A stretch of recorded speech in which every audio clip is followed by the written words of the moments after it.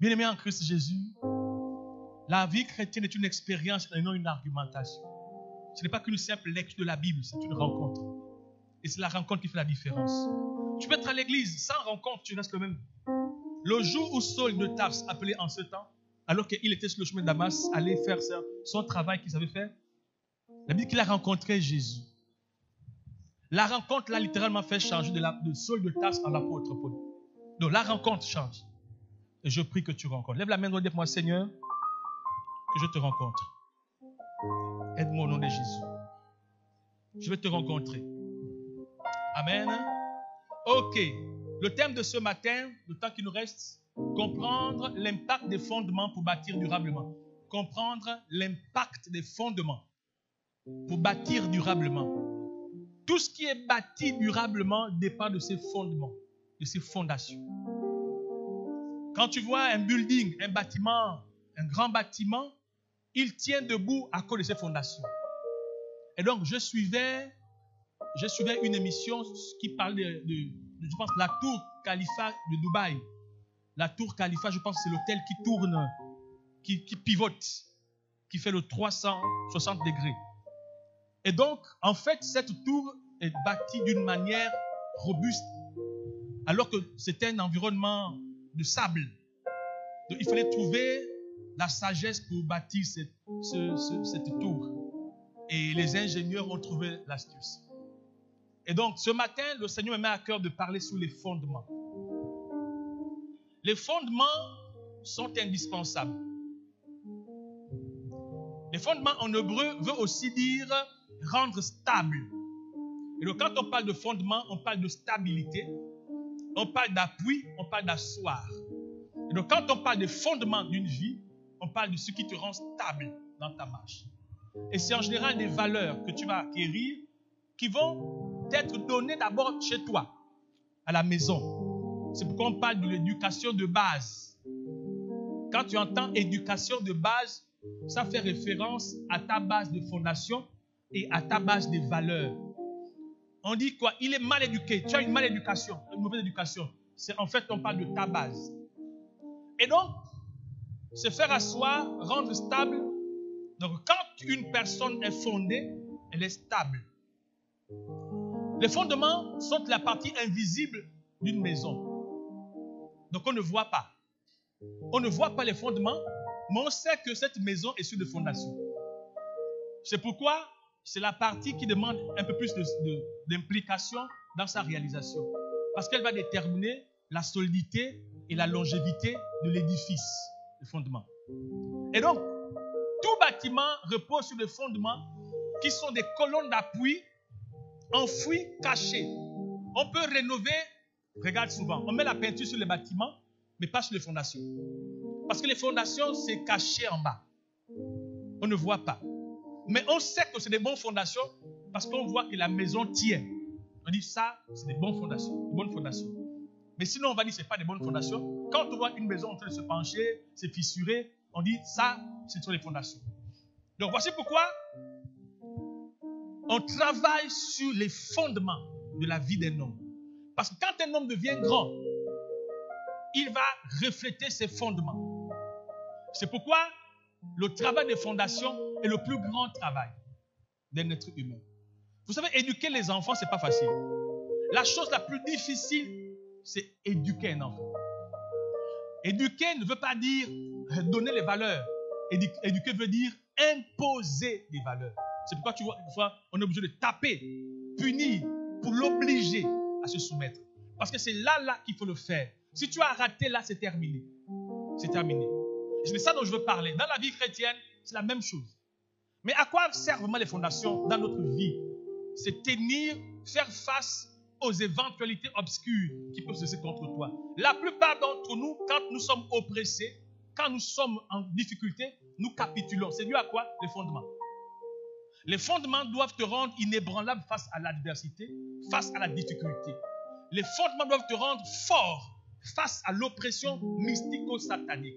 Et donc, quand les fondements n'ont pas été bien faits, ce qui est sûr, c'est que cela se voit par ta vie, par ton incapacité à résister à la difficulté.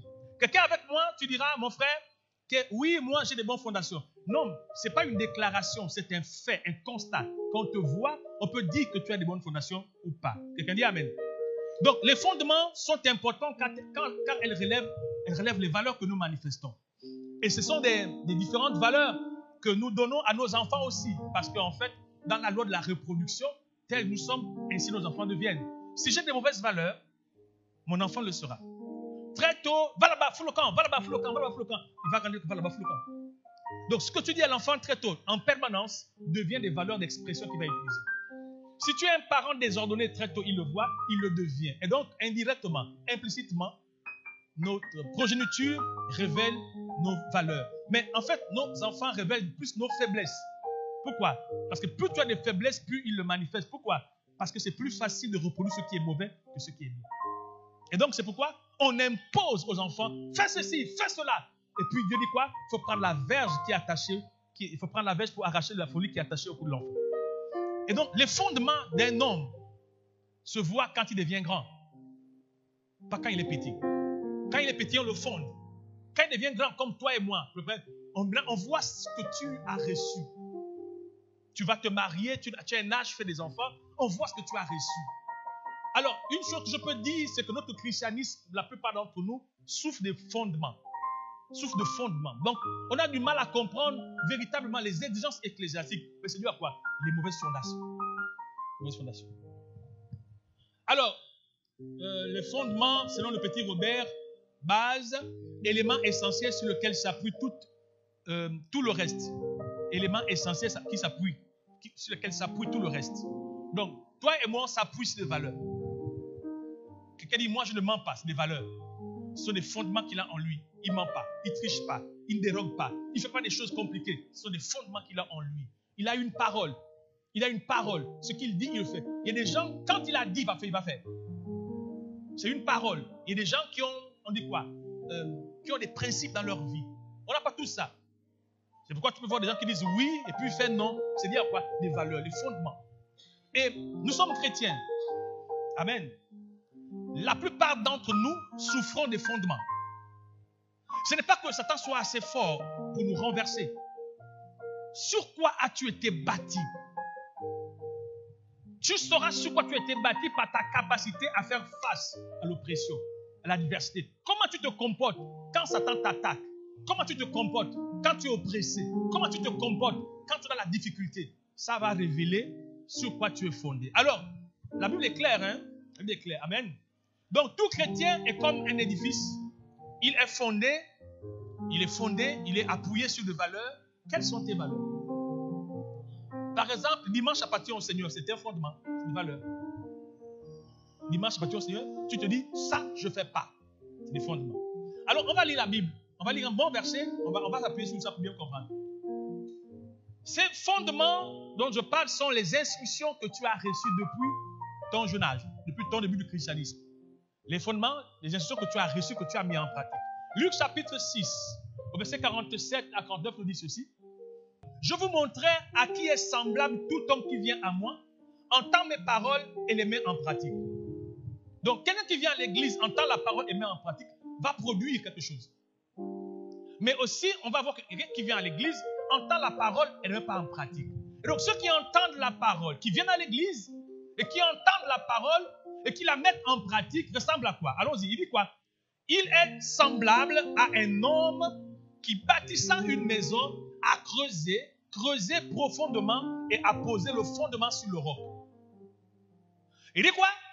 Que celui qui vient à l'église, qui écoute la parole et la met en pratique, il est semblable à un homme qui aura creusé profondément et bâti sa maison sur le roc. Le roc. Tu sais qu'il y a une roche en bas quand on creuse. Quand on veut bâtir une maison à des niveaux, on va creuser jusqu'à trouver le rocher, le roc, le solide sur lequel on va faire reposer les fondations.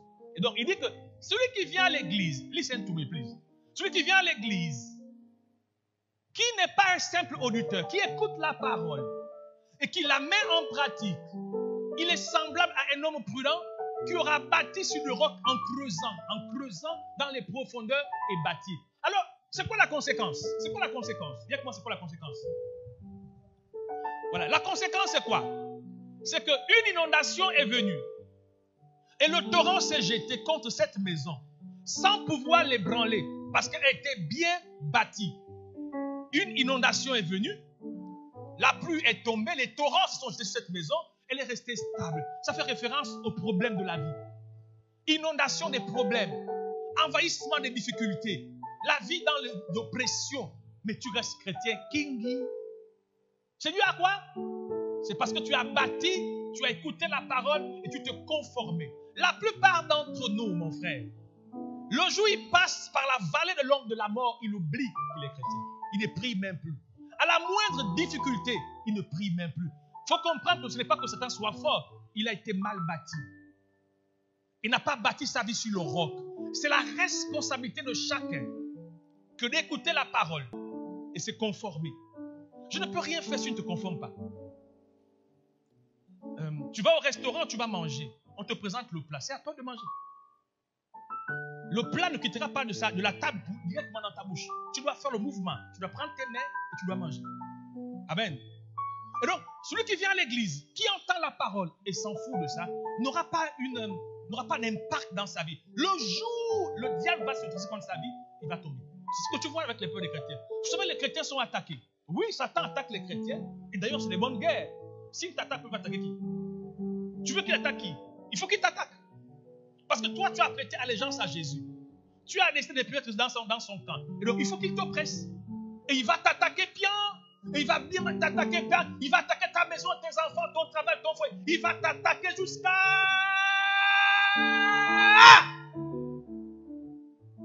Maintenant, ta capacité à résister aux oppressions, aux attaques du diable, révèle simplement en quoi tu as été bâti. La plupart des chrétiens sont attaqués et ont capitulé. C'est parce que les fondements n'ont pas été sérieusement bâtis. Et comme je l'ai dit tantôt, ce n'est pas moi de bâtir tes fondements, c'est à toi de les bâtir.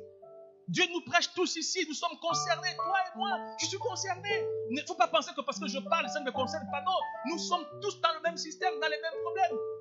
La convoitise, la séduction, le mensonge, les tromperies, tout ça on est attaqué. Donc, les collègues nous fatiguent, les voisins nous fatiguent, les amis nous fatiguent, partout, les parents, on nous accuse, c'est des attaques. Tu n'as rien fait, on te calmie, tu n'as rien fait, on t'attaque, mais qu'est-ce que tu fais? Ta capacité à résister à ces choses est de la conséquence de comment tu as bâti ta vie. Amen. C'est pourquoi c'est important. Si tu entends la parole de Dieu, ne te laisse pas distraire. Soumets-toi à la parole. Alors, vous savez, à l'église, le diable attaque d'abord le pasteur, sa femme, sa famille. Quand il n'arrive pas, il attaque les proches du pasteur. Quand il n'y arrive pas, il attaque les serviteurs. Mais il attaque en grande partie le peuple, parce que le peuple, la plupart viennent à l'église ici, mais ne sont pas vraiment chrétiens, parce qu'ils ont leur vie. Les gens sur qui le viseur céleste est beaucoup, ce sont les serviteurs et puis les responsables, parce qu'eux, ils sont dans le sacerdoce. Et donc, celui qui a écouté la parole et qui se sera conformé à la parole, c'est celui-là qui résistera aux intempéries. Ce n'est pas la position ecclésiastique, c'est pas, oh non, les chants sont plus forts, le pasteur. Non, c'est celui qui a entendu la voix, qui s'est conformé à la parole, c'est celui-là qui va résister aux intempéries. Je reprends. Ce n'est pas parce que je suis pasteur que je suis plus fort que toi dans la foi, non. Beaucoup de pasteurs ont des addictions, ont des problèmes de conformité, beaucoup de pasteurs. Donc la position ecclésiastique ne confère pas le pouvoir. C'est la relation qui confère le pouvoir. Notre capacité à nous conformer aux Écritures. Quand tu entends la parole, que fais-tu de ça? Ah, je m'en fous. En tout cas, il faut savoir que tu seras ébranlé le jour où le tsunami de la vie va se lever contre toi. Autant que nous passons par des oppressions, par des attaques, des maladies que tu ne comprends pas. Et donc, comment tu as bâti ta vie? Tu peux comprendre comment ta vie est bâtie face à ton attitude, face à l'oppression. Quand tu es oppressé, on t'a critiqué, tu es comment? On t'a calomnié, tu es comment? On a médit sur toi, tu es comment? On a congossé sur toi, tu es comment? Comment tu es quand on te fait une chose que tu n'es pas content? Ça révèle sur quoi et comment tu as bâti ta vie. Vous savez, dans nos églises, on fait trop de fixation sur le diable. Oh, le diable. Oui, mais le diable est un profito-situationniste. Profito-situationniste. Là où il y a du vide, il s'installe. La nature a horreur du vide. Là où quelqu'un n'est pas en train de garder, le diable récupère. C'est pourquoi Dieu dit quoi? Si l'Éternel ne bâtit, s'il ne garde, celui qui bâtit ou qui garde en vain. L'Éternel bâtit parce que tu t'es conformé aux Écritures. Quelqu'un dit Amen. Alléluia. Tu es avec moi ce matin? Tu es avec moi ce matin? Donc il faut comprendre que si tu vois le diable te maltraiter comme ça, ce n'est pas que le diable est plus fort que toi. Tu n'es pas bâti. Ou sinon, si Dieu est bâti, il y a eu trop du sable dans le mélange. Quand il y a trop du sable, peu du ciment, on fait comment? Ce ne sera pas dur. Voilà. Je continue. Il dit quoi? Sans pouvoir l'ébranler, parce qu'elle était bien bâtie. Mais celui qui entend et ne met pas en pratique est semblable à un homme qui a bâti une maison sur la terre sans fondement.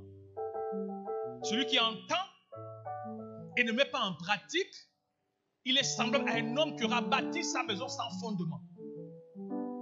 On continue. Sans fondement. Le torrent s'est jeté contre elle. Aussitôt, elle est tombée. La ruine de cette maison est grande. Alors, qu'est-ce qui s'est passé? Le fait de bâtir sans fondement te rend vulnérable, fragile. À la moindre oppression, à la moindre attaque, tu vas capituler. Dès qu'une oppression se lève sur toi, c'est fini. Dès que ça ne va pas, c'est fini. Dès que c'est-à-dire que pour rien tu es en colère. Pour rien tu es abandonné. Pour rien tu as capitulé. Pour rien. C'est-à-dire qu'un simple petit vent, on a dit quoi? Ah, quoi? On a dit quoi? Maintenant c'est gâté. À la moindre petite chose qu'on va te faire. Pourquoi? Tu n'es pas fondé. Il te manque les fondations. Et si te manque les fondations, tu ne rentres pas pendant la neige que Dieu a pour toi. Parce qu'il faut savoir que plus tu te lèves, plus il y a du vent qui s'élève. Plus tu te lèves, plus il y aura du vent. Mais si tu n'es pas fondé, ce vent va t'emporter. Quelquefois, il est mieux pour toi de ne pas être béni à ce que tu désires. Parce que beaucoup d'entre nous, quand on cherche le mari, on se marie. On n'est plus à l'église, les femmes mariées. Les femmes mariées, c'est les anciennes intercesseuses, la plupart. La plupart des femmes mariées chrétiennes, c'est les anciennes intercesseuses. Moi, j'ai vu mes filles à l'église là-bas prier pour le mariage, prier. Dès qu'elles se sont mariées, elles ont totalement disparu. Parce que les fondements déterminent ton mode de vie face à ta bénédiction. Amen. C'est très important ce que je dis ce matin. Donc, celui qui entend la parole et ne la met pas en pratique sera emporté à la moindre tentation, oppression de la vie. C'est là où nous sommes, n'est-ce pas? Un chrétien dit, je suis refroidi.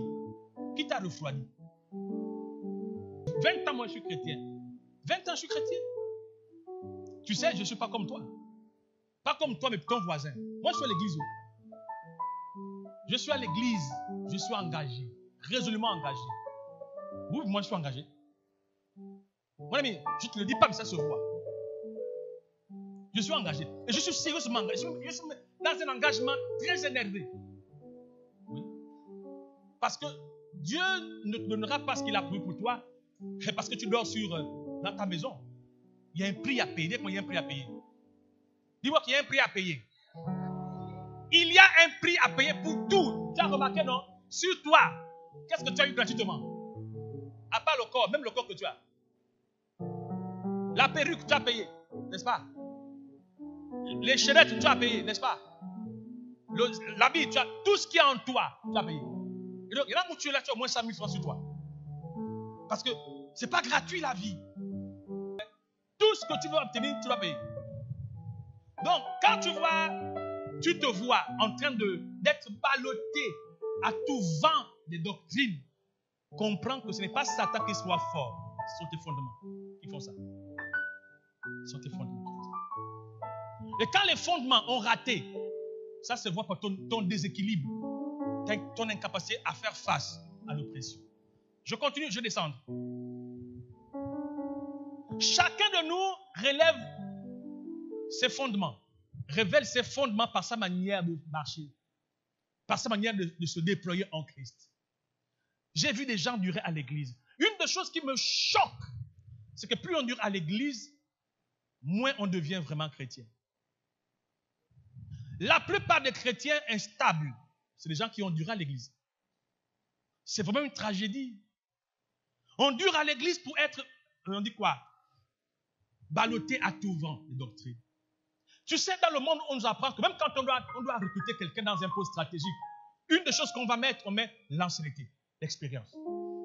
Parce qu'on estime que plus tu es ancien, plus tu es bon, tu as vécu des choses. Mais à l'église, Plus tu dures à l'église, plus tu deviens un bois sec. Il n'y a plus la sève en toi. La plupart des refroidis, des découragés, des démotivés, c'est des gens qui ont 5 ans, 6 ans, 10 ans, 15 ans, 20 ans. Il devient l'homme de lui-même. Oh, nous à l'époque, oh, nous on était failles. À notre époque, la prière. Mais tu es où aujourd'hui? Ce qui est dommage, c'est que tu entends ça, ça ne te fait rien. Ça ne te dit rien. Amen. Ça ne te dit rien. Parce que bon, tu t'en fous. Comme disait le défunt Miles Monroe, alors qu'il parlait des valeurs chrétiennes, il dit, je le dis quand même parce que je sais que ça ne te sert à rien, ça ne te fait rien. Tu sais, beaucoup ont trouvé naturel même de ne pas être fort, alors qu'ils ont un Dieu fort. Tu sais, c'est pas comment tu commences, c'est comment tu termines. Dans 20 ans, tu es assis comme ça. Tu sais, moi, on voit les cultes américains, la maman est au chant. Elle dit, ça fait 32 ans que je suis chante. Elle dit, ça fait 32 ans, je suis chante. 32 ans, je tiens le micro. 32 ans, j'ai fait des enfants. J'étais jeune fille, j'étais chante. J'ai fait ma première fille, j'étais chante. Ma deuxième, ma troisième, ma quatrième. Alors, mes petits-fils sont venus. Je suis toujours à mon poste. Regarde, les fondements. Les fondements permettent de durer, de résister. Regardons-nous. Moins de circonstances, tu n'es plus chrétien. Tu es chrétien en mode papillonnage, voltage, je ne sais pas. On ne sait même pas où tu es calibré. Il n'y a plus les passionnés. C'est ce qui me choque. C'est toi seul qui attaque tous les jours. Il n'y a que toi qu'on attaque et puis tu es toujours découragé. Frère, regarde tes fondements. Regarde tes fondements. Ça fait 20 ans que je suis chrétien. Ça fait 18 ans je suis baptisé. J'ai rencontré mon épouse en 99, je pense. Je suis baptisé à peu près en 2002, 2003. Depuis, je suis chrétien. Chrétien n'impact, ça fait 12 ans. Mais demandez à ceux qui m'entourent. Si on te dit non, le pasteur, vraiment, non, je suis engagé. Engagé. La pluie ne peut pas m'arrêter de venir à l'église. Si tu me vois absent, il faut dire que c'est un problème qui dépasse ma volonté. Mais Dieu seul sait. Depuis que je suis aujourd'hui là, je n'ai pas dépassé 5 fois absent à l'église en 12 ans. Rien de prier, je suis là. Jeune, je suis là. Viens de prier, je suis là. Demandez, je suis là. Donc quand le tsunami s'élève là, je suis Kingi. Je suis, pourquoi? Bâti sur Christ. C'est demeurer inébranlable. Tu es à l'église, tu es assis. Tu sais, ici en Zong, il y a tellement de choses que je vois chez les chrétiens. C'est pourquoi je dis que c'est un pays. C'est un pays. Écoutez-moi les frères. Nul besoin de verser qui s'endorment à l'église. Parce que beaucoup s'endorment à l'église. Je ne sais pas comment tu fais pour dormir à l'église. Ça ne doit pas te faire plaisir. Ce n'est même pas un sujet à rire. Si tu dors à l'église, c'est que tu es victime de vol spirituel.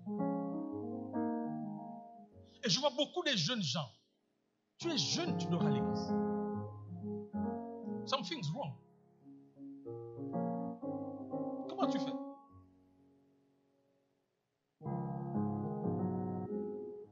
On a mis en place la délivrance. Viens te faire délivrer. Il ne faut pas rire, c'est la vérité. Viens te faire délivrer. Viens. Si tu dors à l'église, pendant que le pasteur parle, prêche, et puis tu dors aisément, tranquillement, c'est qu'il y a les démons sur toi. Il y a les démons sur toi. Il faut faire un travail. Vous pensez que je suis en train de blaguer? Non, je ne blague pas. Tu t'assois, tu dors, c'est qu'il y a les esprits sur toi. Il y a des esprits, il faut les traiter. Tu es victime de vol spirituel. Je continue, je vais descendre pour ce matin. Je vais prier avec toi ce matin. Notre fébrilité révèle ce que nous avons mis dans nos fondements. Il dit quoi? Si tu n'es pas un auditeur oublieux, tu ne viens pas à l'église, tu t'assois et puis tu repars. Tu seras fondu dans la marche chrétienne. Les gens disent que Dieu ne bénit pas. Mais comment ça Dieu ne bénit pas toi aussi? Ça me fatigue. Oh, je prie, je ne vois rien, je ne comprends pas, et pourtant, c'est pas vrai. C'est pas vrai. Il n'est pas un homme pour te mentir, ni un homme pour se repentir. Ce que sa bouche qui se met l'accomplir. Comment tu expliques que tu ne rentres pas dans la protection ou dans l'assistance divine? Quelque chose manque.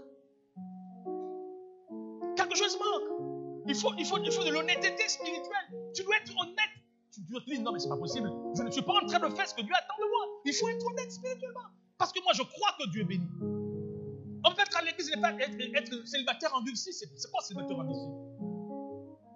Ah non, mais les gens du monde, en 2, 4, ça marche. Écoute, les gens du monde appartiennent au monde, appartiennent à Satan. Et donc, Satan ne combat pas les gens du monde. Satan combat les enfants de Dieu. Et donc, quand tu deviens enfant de Dieu, Satan va combattre ton mariage. Il va combattre ton foyer. Il va combattre tes enfants. Il va combattre ton travail. Le but, c'est quoi? Te décourager que tu repartes dans le monde. Parce que dans le monde, les gens du monde appartiennent à ça. Ils meurent dans ce monde, ils vont en enfer. Point barre. C'est pourquoi quand quelqu'un meurt dans le monde, il n'y a pas de messe de requiem à faire. Il est mort dans le monde, il ira en enfer. Point final. Même si c'est ton père ou ton grand-père, il ira en enfer. Même si tu m'appelles le jour, à la veille mortuaire, le corps est allongé là, je viens prêcher. Je ne prêche pas pour lui, je prêche pour les vivants. Il est mort, il va en enfer. Point final. C'est là qu'il doit accepter Jésus. C'est difficile. Allez dépenser l'argent pour faire les messes de requiem. Vous dépensez de l'argent pour rien. Le gars est mort, il n'a pas accepté Jésus de son vivant, il ira en enfer. Point barre. Mais toi et moi, Satan, nous ne sommes pas sous son autorité. Et donc il va te combattre pour te sortir de la présence de Dieu et puis te manger. Donc qu'est-ce qu'il fait? Il te bombarde. Il bloque ton mariage, il bloque tes finances. La vie devient caillard, la vie devient caillou. Ce que tu avais avant facilement devient compliqué à avoir. Et il te dit, on va voir comment tu vas continuer. Donc chaque jour il sert, chaque jour il sert. À un moment donné, tu en as marre, tu dis non. Moi, à la fin de Jésus, je laisse tomber. C'est pourquoi il dit, celui qui persévérera jusqu'au bout, celui-là sera sauvé. Donc, si le diable ne t'attaque pas, il va attaquer qui encore? Le voisin, non? Il doit t'attaquer. C'est toi sa cible. C'est toi son ennemi. C'est toi qui le combats, qui va évangéliser. C'est toi qui arrache les âmes qui lui appartiennent. C'est toi avec ton Jésus et puis ton Saint-Esprit qui met en mal son royaume. Mais il doit te combattre. C'est toi qui fragilise son royaume.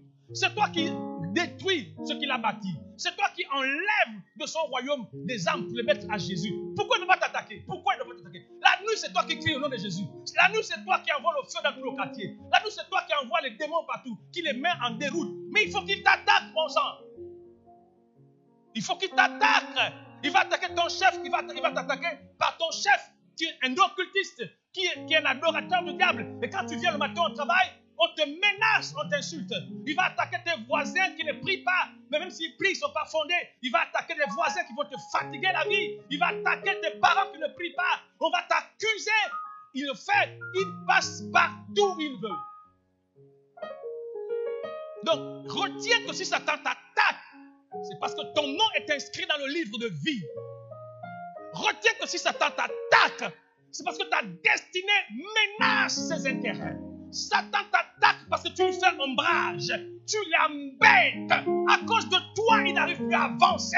Ta prière protège ta famille. À force d'intercéder, il a du mal à tuer comme avant. Il a du mal à rentrer comme avant. Parce que tu déranges sa famille. Tu déranges. Et comme tu déranges, il vient s'opposer à toi. Et donc quand tu vois que les choses se lèvent dans ta vie, comprends que tu deviens une menace pour lui. Comprends qu'à cause de toi, il n'a plus accès. À cause de toi, ça devient difficile. Par toi, les gens tombent de moins en moins malades. Ta prière. Par toi, les hommes commencent à se relever. Ta prière. Par toi, l'ivrognerie de ta famille commence à arrêter. Ta prière. Par toi, les gens ne meurent plus en cascade. Parce que par toi, les gens ne sont plus en train de souffrir comme avant. Par toi, les vies sont en train de se débloquer. Parce que tu pries. Parce que tu pries. Et donc, il est énervé. Il est sérieusement énervé. Ton intercession le dérange. C'est pourquoi tu ne dois pas arrêter. Il t'attaque, tu contre-attaques. Il t'attaque, tu contre-attaques. Il t'attaque, tu contre-attaques. Intercession le soir. Intercession la nuit. Tu es dans les jeux de prière. Tu parles la langue. Tu marches sur les entités de ta... Hey! Tu marches sur les oppressions de ta famille. Tu marches sur les démons de ta famille. Et tu déclares le feu du Saint-Esprit. La puissance du Saint-Esprit dans ta maison, dans ton foyer. Car c'est normal qu'il t'attaque. Dis à ton voisin, c'est normal qu'il t'attaque. Amen. Le Seigneur déclare quoi? Ils vous feront la guerre, mais dis-moi victoire. Exact. Je dis ça.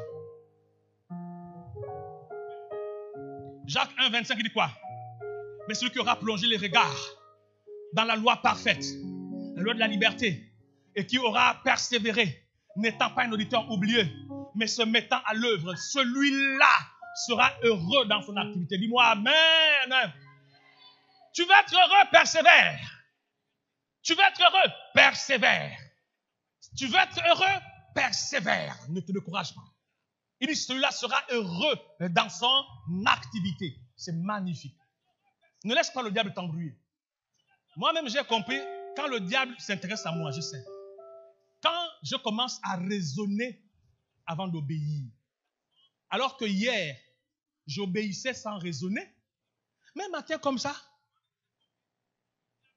je suis sur le lit, une voix te dit non, tu vas encore t'asseoir. Si tu t'assois, tu auras mal au dos. Prie allongé, ça va aller. Ah, souvent je me lève, je m'assois. Mais tout d'un coup, d'où me vient la pensée que j'aurais mal au dos si je m'assois?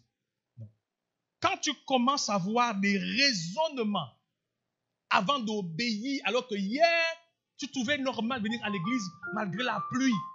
Et maintenant, tu dis, ah, il y a la pluie aujourd'hui, là, non, quand même, c'est pas. Hé, comprends que le gars est là, il est arrivé.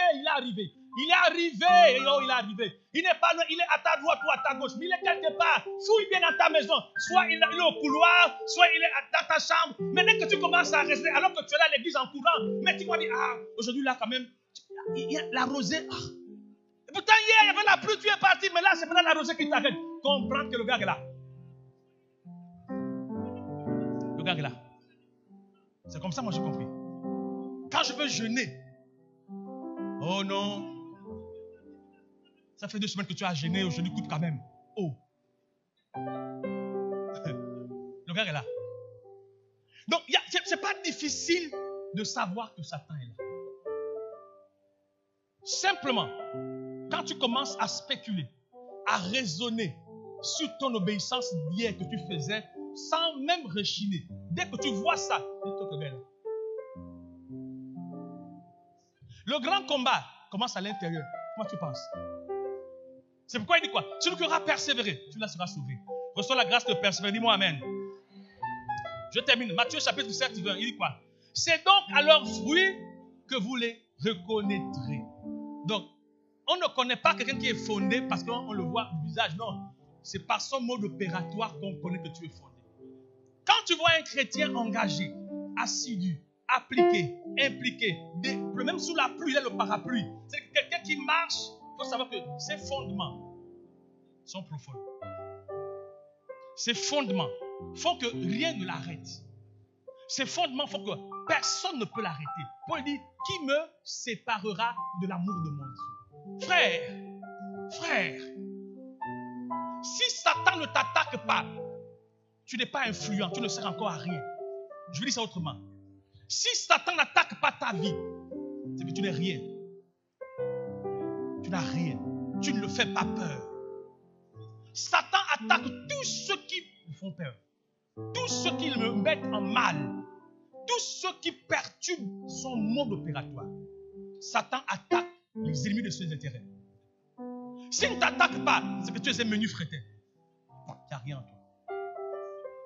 Malheureusement, les chrétiens veulent ne pas être attaqués. Mais qui s'assemblent se ressemblent. Si Satan t'attaque, parce que tu es comme lui. Et donc, une église que Satan attaque est une bonne église. Dis-moi amen. Dis-moi amen. Une église où on te dit, oh Satan attaque. Une église où Satan attaque est une église de la victoire. Parce qu'il n'y a pas de victoire sans combat. J'ai dit quoi? Donc, tu dois être dans un endroit où il y a le combat tout le temps. Tu sens que hey, là, c'est compliqué. Et là, tu rentres en intercession. Mon ami, le goût de la prière, c'est quand tu vis les problèmes. Dis-moi amen. Quand tu vois quelqu'un prier avec rage, c'est que Satan est dans sa maison. Il est assis au salon et puis celui qui règne. Son foyer est en péril, ses enfants sont en danger. Ça tourne de partout dans le néant. Et donc, l'intercession du soir. J'aime quand les chrétiens sont attaqués. Parce que tu vois les chrétiens prier avec rage. Ah! Tu laisses ma maison, ma maison. Parce que, mon ami, le feu du diable dans la maison de quelqu'un provoque une intercession. Et donc, je vais envoyer Satan chez toi.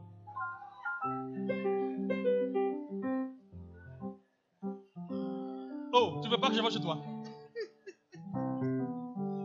Quand il va arriver, ta prière va changer. Yeah! Mais tu vas t'énerver d'une manière dangereuse. Donc, personne ne cohabite avec Satan. Dès qu'il rentre quelque part, la prière augmente. Dès qu'il rentre dans une vie, quelqu'un est sérieux. L'intercession. Quand tu vois ton voisin prier, comprends que là-bas, c'est fire. Satan là-bas, c'est le combat. Il est au salon ou bien à la cuisine. Il faut régler les comptes. Il doit sortir. Mais quand tu vois une maison, tout le monde dort. Oh, c'est pas normal. Même moi où je suis. Quand je vois ma vie trop calme, je me pose des questions. Il va passer par où le gars là? Je commence à être inquiet. Quand je n'ai pas un problème, je ne suis pas en paix parce que je sais que hey, le gars il me calcule quelque part. Je te dis, il te calcule quelque part. Il te calcule quelque part. Ta vie est bien douce, tout le monde est à l'école, ça se passe bien. Ah, mon ami, il faut t'arrêter. Faut t'arrêter. Tu vois ça, tu vis ça. Frère, il faut t'arrêter. Tu me vois que, papa, je ne sais pas, ma maison est trop calme. C'est pas normal. C'est trop calme. Regarde-moi. Quand tu vois un calme profond, ça révèle un tsunami qui arrive. C'est pourquoi il est mieux pour toi d'avoir tout le temps des secousses. Secousses à chaque fois. Mais si tu vois, faut te préparer. Souvent, quand ça va arriver là, c'est surprise que toi, tu es par terre. Tu ne pries plus, tu ne jeûnes plus. Tu me donnes la situation, on se comprend fatigue. Mon gars, le gars est passé. Le gars est passé. Donc, chez moi, avec mon épouse, quand tu vois que tout est calme, on dit, il faut prendre le jeûne déjà. Parce que prévenir vaut mieux que guérir. Donc, on se prépare déjà dans les jeûnes et prières, ça va arriver. Et puis ça arrive. Hein. Quand ça arrive et que tu t'es préparé, tu as il est passé. Mais quand tu t'es pas préparé, quand tu attends, tu es par terre, tu ne jeûnes plus, tu ne pries plus, tu ne plus à l'église. Quand tu viens à l'église, tu dors même. C'est que tu viens, moi je m'en fous même, tu ne viens pas. Mon gars est passé et quand il passe, il laisse des séquelles. Il n'y a pas une place à terre est passé, quelqu'un est debout. Il n'y en a pas. S'il passe, soit tu es en intercession, soit tu es allongé.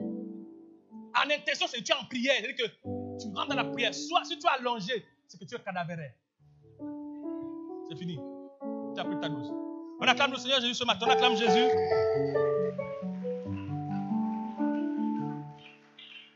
Dis à ton voisin, sois debout.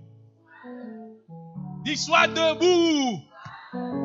Amen. Satan ne veut pas t'arrêter. Faut te dire que tu dois bâtir. Dis quoi? Celui qui aura écouté, qui aura persévéré, qui sera mis en conformité de la parole, sa maison, il résistera au tsunami. Il résistera au tsunami. Que ce soit ton partage au nom de Jésus. Que tu sois fort au nom de Jésus. Quelle que soit l'oppression, que tu sois fortifié. Quelles que soient les attaques dans quoi tu es, que tu sois fortifié. C'est pourquoi ce matin, je prie avec toi, si le tsunami est passé, si tu as été ébranlé par un tsunami, tu n'as pas bâti sur les fondements, tu viens, on va prier pour toi ce matin. On va prier pour toi qui a besoin de force ce matin, qui a besoin de force spirituelle. Bien-aimé, c'est important que je prie pour toi. Je suis ton berger, je suis ce que Dieu utilise pour toi. Amen. Je suis ce que Dieu utilise pour toi. Tu as besoin de prière. Alléluia. Tu as besoin. Si moi j'étais comme toi, je serais devant tout le temps. Parce que j'aurais besoin que Dieu, le pasteur prie pour moi à chaque fois. Qu'il prie pour moi à chaque fois. Qu'il prie pour moi. Dieu veille sur la prière de son serviteur. Quand son serviteur élève la voix, c'est Dieu qui parle.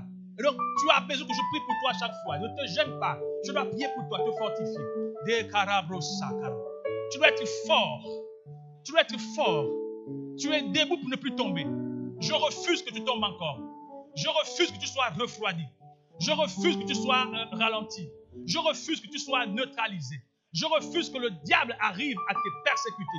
Je refuse. Il te fera la guerre, c'est vrai. Ils te feront la guerre, c'est vrai. Mais je déclare qu'ils ne vont pas te vaincre. Parce que le Seigneur est avec toi. Le Seigneur Jésus garde ta vie. Il garde ta maison. Il garde tout ce qu'il t'a donné. Il garde ta santé. Il garde ton travail. Il garde tes projets. Il garde ta progéniture. Le Seigneur Jésus, son sang a coulé pour toi. Et je déclare ce matin que tu es favorisé. Je déclare ce matin que tu es équipé.